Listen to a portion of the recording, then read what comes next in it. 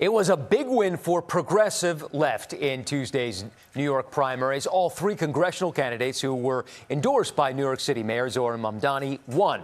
For what this means for the national political scene, we're joined by Ed O'Keefe. Ed, good morning. Okay, so Mamdani is emerging, obviously, as a kingmaker, at least here in New York so far, with remarkable influence on voters. So what do you think this Democratic Socialist sweep tells us about Democratic Party future in general, and what does it tell us about voters right now? Well, two things. First of all, it tells us that New York City Mayor Zohran Mamdani still has an incredible sway over New York City voters and New York City congressional districts, but he is not endorsed outside the city. And a bunch of blue Democratic districts, in essence, just became blue, or more like midnight blue instead of maybe the blue I'm wearing right now.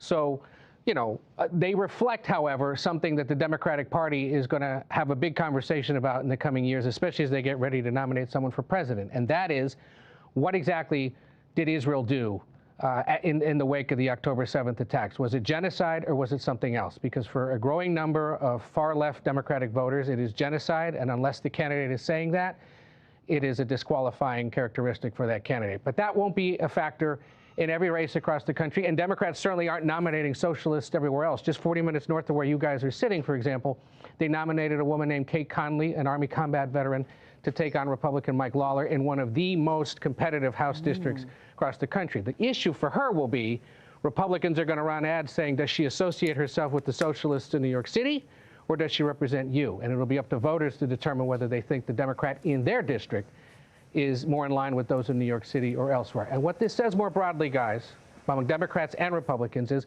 voters want change. They are sick of the status quo. Two House incumbents were defeated last night in these primaries. They were supported by House Democratic leadership.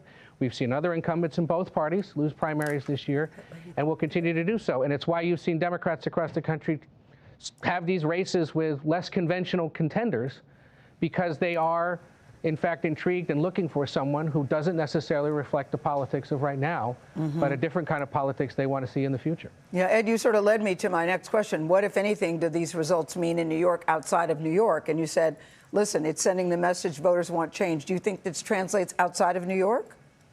Not necessarily the socialism part of it, because you're not going to see a socialist candidate running, per se, in congressional races in Virginia or Texas or Arizona with any success. But the idea that Washington needs to be shooken up, that the U.S. relationship with Israel needs to be rethought, those kinds of themes will definitely play in all of these races. And what you're going to see almost immediately, probably by lunchtime today, is Republicans start running ads featuring these winners in New York City and trying to associate Democratic candidates across the country with them. That's not unlike what Democrats did when the Tea Party was getting popular back in 2010 and tried to take out moderate Republicans with those conservatives. What goes around comes around, and both parties are going through change. All right, Ed, thank you.